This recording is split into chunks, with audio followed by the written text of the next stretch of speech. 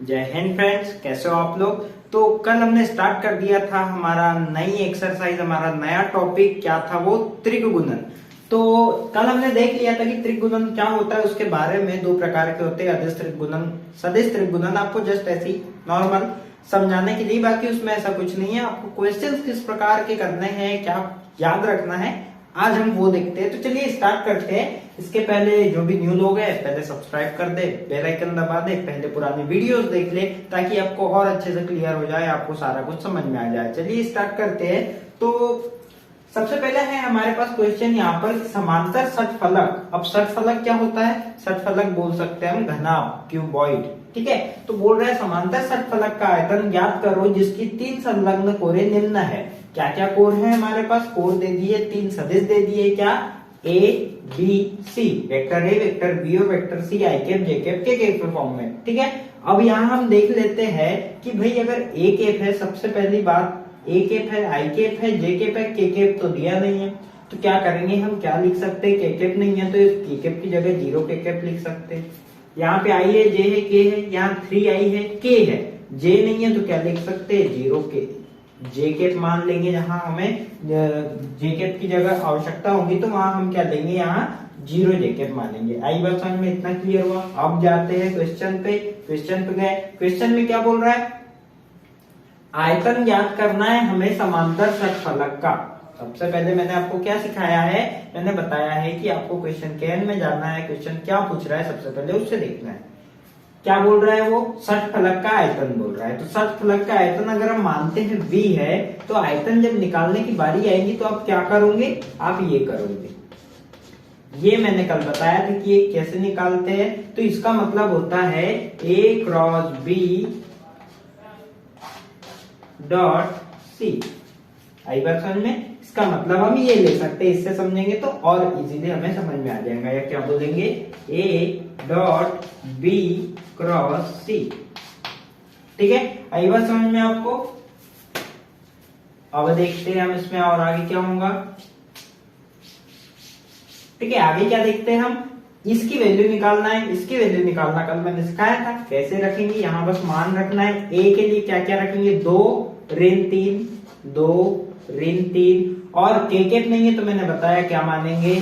0। उसके बाद b है, आई कैप, जे कैप मतलब 1 1, और ये ऋण के है तो यहाँ ऋण 1, 3 आई कैप मतलब 3, जे कैप नहीं है मतलब 0, के कैप क्या है? ऋण 1, तो यहाँ हो जाएगा ऋण 1। ये हमारे पास सारणिक रूप में व्यक्त कर लिया सबसे पहले, ये हम भी लिख देते हैं। अब क्या करेंगे? इसको जब आगे सॉल्व करेंगे तो इसको कैसे सॉल्व किया जाता है कल मैंने थोड़ा सा बताया भी था, और आज आप अच्छे से समझ जाओगे कि इसको कैसे सॉल्व करेंगे। जैसे हम पहले इसको सॉल्व करते थे बस वैसे ही करना है। कैसे? 2, यहाँ आई कैप रहता था पहले तो हम क्या लिखते थे? आई कैप लिखते थे। अब यहाँ क्या है? 2, तो यहाँ पर 2 लिखेंगे। अब क्या है आगे? इस वाले को निकालना है तो इसको छुपा लो। इसके बाद इसको ऋण 1 का गुना, 1 का गुना ऋण 1 में हुआ तो क्या आएगा? ऋण 1 आएगा। अब जब ऋण 1 का गुना 0 में हुआ तो क्या आ जाएगा? ऋण 0 लिख सकते हैं या धन 0 जो भी, ठीक है। अब बात आई, लेंगे किसको? ऋण 3 को लेंगे, इसको छुपा लिया। इसके बाद क्या आता है? ये, तो क्या हो जाएगा? ऋण 1 का गुना ऋण 3 में हुआ तो ये ऋण 3 हो जाएगा, और ये 1 और ऋण 1 तो ये ऋण, ऐसा लिखते हैं आपको समझ में आ जाएगा, ठीक है। ऋण 1 0 है। अब धन करके 0 में कुछ भी आए वो तो 0 ही होना है, इसलिए इसको सॉल्व करने की जरूरत ही नहीं है, ठीक है। अब क्या करते हैं हम? अब ये करते हैं कि 2 और ऋण 1 धन 0 मतलब ऋण 1, ऋण 3, और क्या लिखेंगे यहाँ? ऋण 3 और ऋण 1 का गुना धन 1, और ये तो 0 हो गया। 2 का गुना ऋण 1 में हुआ तो ऋण 2, ऋण 3 और ऋण 3 धन 1 कितना हो जाएगा? ऋण 2। अब ऋण और ऋण का गुना धन तो कितना हो जाएगा? ऋण 2 और धन 3 दूनी 6। इस प्रकार से हमारा कितना आंसर आ जाएगा? हमारा जो वॉल्यूम आ जाएगा, जो आयतन आ जाएगा किसका? समांतर षटफलक का आयतन जो आ जाएगा 4 घन इकाई हमारा आयतन आ जाएगा। आई बात समझ में? तो इस टाइप से आपको क्वेश्चन सॉल्व करना है इस एक्सरसाइज के। तो ये हमारा पहला क्वेश्चन था। नेक्स्ट क्वेश्चन देखते हैं हम और क्या है इसमें।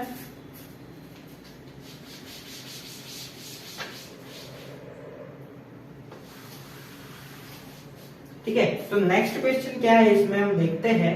क्या है क्वेश्चन? क्वेश्चन दिया है कि सिद्ध कीजिए कि सदिश ए बी सी समतलीय है।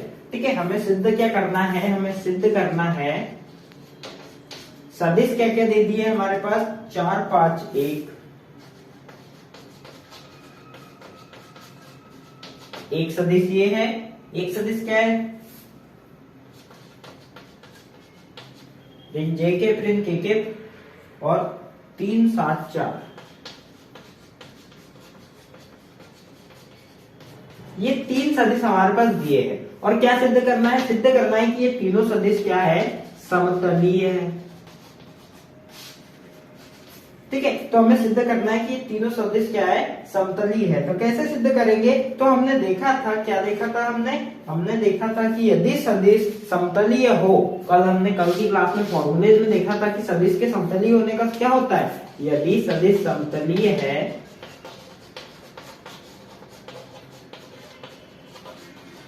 यदि सदिश समतलीय है, इसका मतलब क्या है? इसका मतलब है कि उनका जो गुणन है, उनका जो त्रिक गुणन है, वो क्या है? 0 के बराबर होगा। समझ में? ये हमने फॉर्मूला देखा था। बस वैल्यू रखना है। यहाँ पर क्या रखते हैं? इसकी जगह क्या बनाएंगे हम? ये बनाएंगे सारणिक। ठीक है, क्या है यहाँ? एक से पहला सदिश में 4, फिर 5, फिर 1, उसके बाद क्या है? यहाँ पर आई कैप नहीं है, इसको आई कैप को 0 ले लेंगे। ऋण 1, 3 7 और 4, तो ये हमने 3 ले ली, बराबर रखेंगे 0। अब देखते हैं अगर इसका मान 0 के बराबर आ गया, मतलब दोनों साइड 0 आ गया, इसका मतलब ये सदिश क्या है? समतलीय है। तो चलिए देखते हैं आता है क्या। सबसे पहले क्या लेते हैं? यहाँ 4 लेते हैं। 4 को छुपाया, 4 का गुना ऋण 1 में हुआ तो ऋण 4, 7 का गुना ऋण 1 में हुआ, ठीक है, ऋण 4, 7 का गुना ऋण 1 में हुआ तो ऋण 7 गुणित क्या हो जाएगा? ऋण 1, मतलब ऋण 7 धन 5। क्या होगा इसके बाद? 5 को छुपा लेंगे। ऋण 1 का गुना 3 में हुआ तो ये हो गया ऋण 3, और जब 4 का गुना 0 में हुआ तो ये ऋण 0 धन 1। इसको छुपा लिया। 0 का गुना 7 में हुआ तो ये 0 हो गया, और 3 का गुना ऋण 1 में हुआ तो इसको क्या लिखेंगे? ऋण 3 गुणित ऋण 1। ऐसा ही लिखेंगे क्या हम? ऋण 3 गुणित ऋण 1 बराबर है हमारा 0 के। आई बात समझ में? इतना क्लियर हुआ क्या आपको? उसके बाद क्या करेंगे? सॉल्व कर देंगे। 4 का गुना ऋण 4 और ऋण का धन 7 धन 5 ऋण 3 धन 1 0 ऋण का धन, तो ये कितना हो जाएगा? धन 3। धन लिखने की जरूरत नहीं, बराबर 0। अब क्या लिखे? 4 का गुना किस में होगा? 4 में से 7 गए तो बचेंगे 3 धन 5 का गुना 3 में हुआ तो कितना हो गया? ऋण 15। ऋण 3 में हुआ तो ऋण 15 धन 3 एकम 3 बराबरी से 0। तो 4 3 कितना हो जाएगा? 12, और 12 में 3 जोड़ेंगे तो 15, और ये ऋण 15 पहले से है बराबर 0। ये दोनों घट जाएंगे, 0 हो जाएंगे, तो 0 बराबर हमारे पास 0 आ गया। अतः हमने ये सिद्ध कर दिया कि भाई ये तीनों सदिश क्या है? समतलीय है। तो इस टाइप का क्वेश्चन आपको इस प्रकार से करना है। आई बात समझ में? ठीक है, तो ये एक क्वेश्चन था इस एक्सरसाइज के लिए। एक टाइप का क्वेश्चन और क्या हो सकता है? ठीक है, तो मतलब मैं आपको ये बता रहा हूँ कि इस एक्सरसाइज में किस टाइप के क्वेश्चन हो सकते हैं, किस प्रकार से आपको पूछा जा सकता है। वैसे ये जो एक्सरसाइज है, इस टाइप के क्वेश्चन कम ही पूछे जाते हैं एग्जाम में, बट आपको पढ़ना जरूरी है, क्योंकि कब क्या कहाँ से पूछ ले आपको पता नहीं है। ठीक है, तो देखते हैं हम आगे और क्या क्वेश्चन हो सकते हैं इसमें।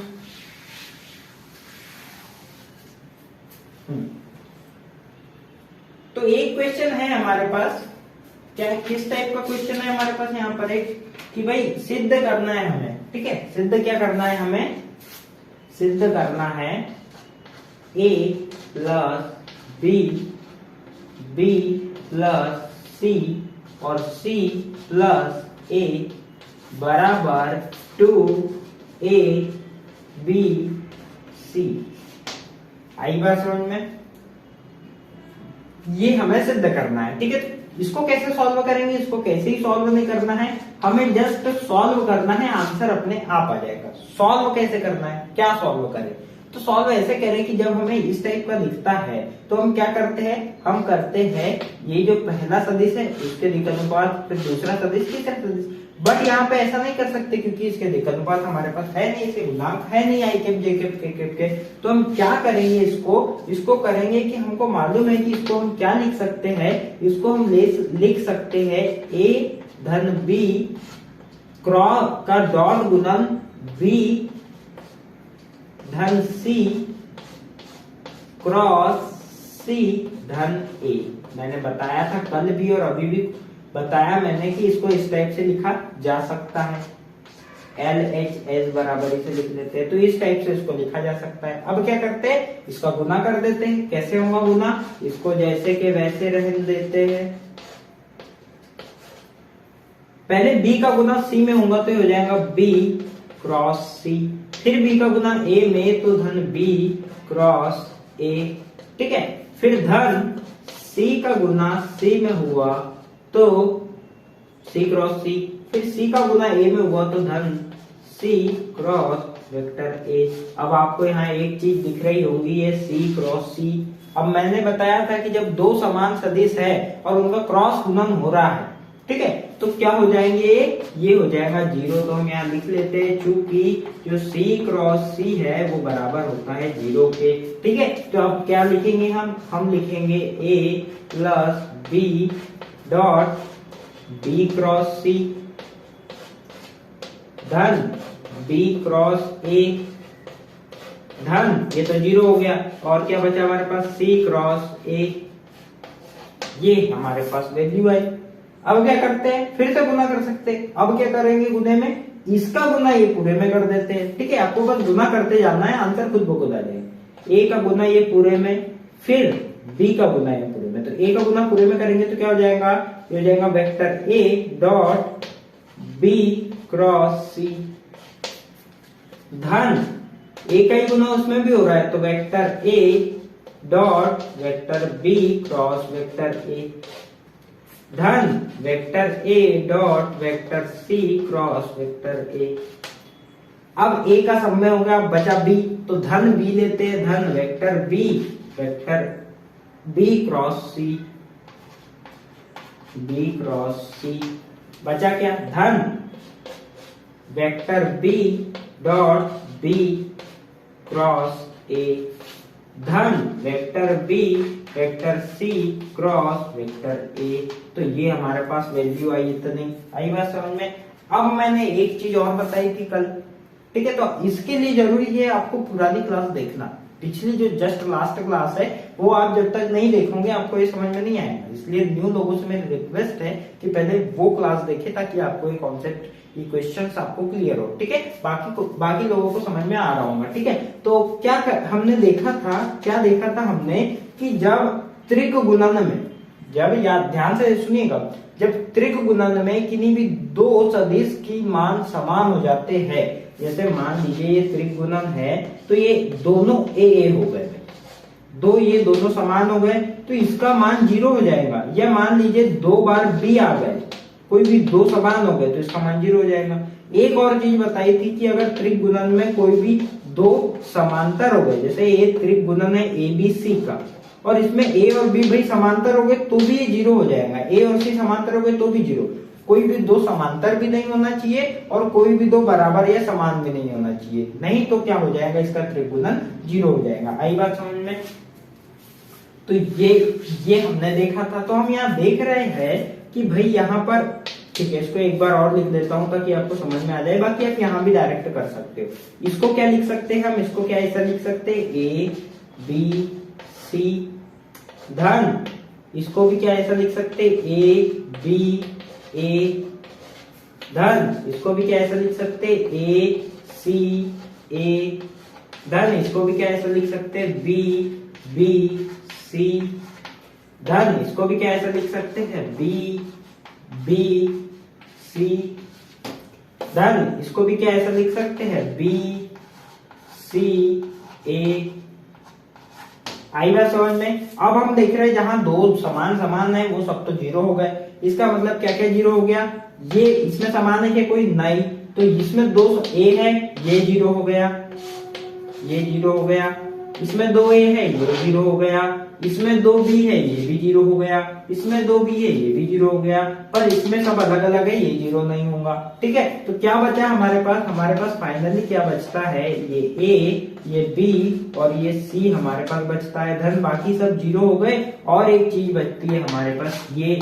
अब मैंने एक चीज और बताया था, मैंने बताया था कि जब ये तीन आगे पीछे हो तो भी इनको क्या लिख सकते, ये और ये दोनों बराबर है, ये इसके बराबर है, ए बी सी लिखो या बी सी ए लिखो या सी बी ए लिखो। ठीक है, दोनों बराबर है, तो इसको हम क्या लिख सकते हैं, हम इसको लिख सकते हैं ए बी सी धन, इसको भी लिख सकते हैं हम ए बी सी। तो इस प्रकार से हमारे पास जो आ जाएगा ये 2ab C आ गया और यही हमें प्रूव करना था। ठीक है, तो यही हमें प्रूव करना था और ये हमने प्रूव कर दिया। तो एक इस टाइप का भी क्वेश्चन है एक्सरसाइज में, तो ये एक टाइप है क्वेश्चंस का। ठीक है, और क्या हो सकता है इसमें, ठीक है देखते हैं एक मिनट। हाँ, तो और क्या क्वेश्चन हो सकता है इसमें, तो और क्वेश्चन तो इसमें और टाइप के नहीं है, फिर भी एक और बता देता हूं मैं। ठीक है, एक और क्या क्वेश्चन था इसमें कि भाई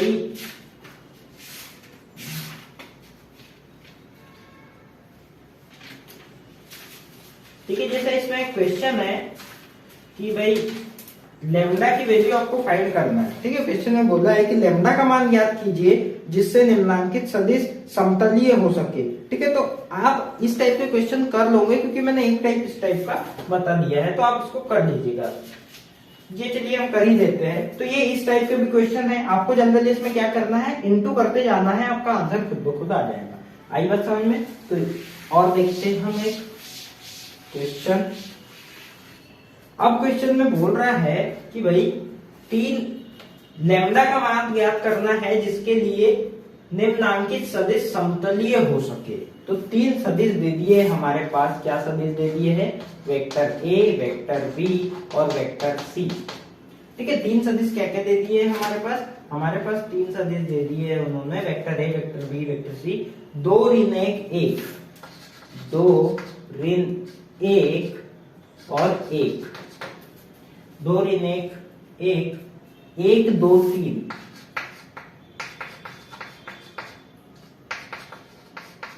1 2 3, 3 लैम्डा 5।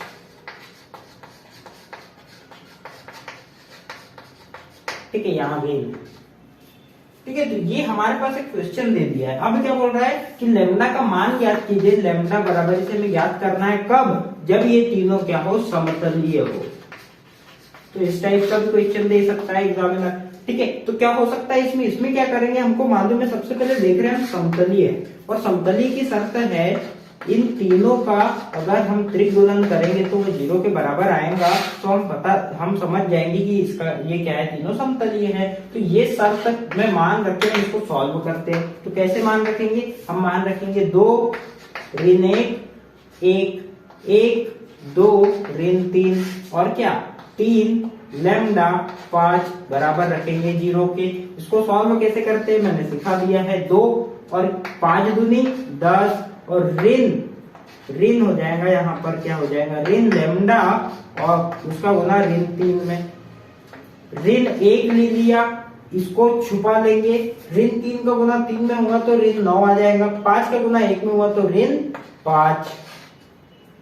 धन 1 ले लेंगे, बचा क्या है, इसको छोड़ दो, 1 का गुना लैम्डा में होगा तो लैम्डा और 3 का गुना 2 में हुआ तो ऋण 6 आ जाएगा। ठीक है, 3 दूनी 6 बराबर रखेंगे हम 0 के। इसके बाद सॉल्व करते हैं 2 10 ऋण का गुना धन 3 लैम्डा, ऋण 1 का तो कोई मतलब नहीं, वही बात है 9 ऋण 9 ऋण 5 कितने हो जाएंगे, ऋण 14 धन लैम्डा ऋण 6 बराबर इसे 0। 10 दूनी 20 धन 3 दूनी 6 लैम्डा ऋण का क्या हो जाएगा, धन 14 और क्या हो जाएगा ये धन लैम्डा ऋण 6 बराबर इसे 0। अब क्या हो जाएगा ये 20 और 14। ठीक है, देख लेते एक बार क्रॉस चेक, यहाँ कुछ मिस्टेक तो नहीं हुई है। ठीक है, 2 पंचे 10 और ये ऋण का धन 3 लैम्डा इसमें क्या होंगे, ऋण 3 9 और 5 एकम 5, ठीक है।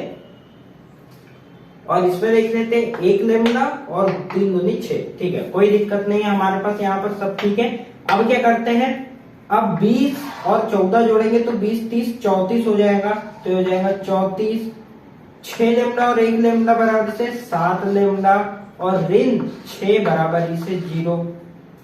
अब 34 धन 7 लेमड़ा, 34 में से अगर 6 घटाया तो कितना बचेगा, 28 धन 7 लेमड़ा बराबर से 0। इसको क्या लिखेंगे हम, 7 लेमड़ा बराबर से ऋण 28। तो लेमड़ा बराबर से क्या लिख सकते हैं, ऋण 28/7, क्या लेंगे 7 चौक 28। तो इस टाइप से हमारे पास लेमड़ा की वैल्यू कितना है, हमारी ऋण 4। तो इस टाइप के क्वेश्चन को आपको इस टाइप से सॉल्व करना है। तो ये यूनिट, ये चैप्टर हमारा यही खत्म होता है, यही क्लोज होता है। तो इसके जो फॉर्मूलेज वगैरह है वो सारे आपको लिंक वीडियो के डिस्क्रिप्शन में मिल जाएंगे, आप देख लीजिएगा। अगर आपको फॉर्मूलेज की जरूरत हो तो मैं डाल दूंगा वहां से आप फॉर्मूलेज देख लीजिएगा। तो ठीक है, तो ये यूनिट यहाँ हमारी खत्म होती है। अगली यूनिट हम देखते हैं नेक्स्ट क्लास में क्या स्टार्ट होती है। तो तब तक के लिए ऑल द बेस्ट।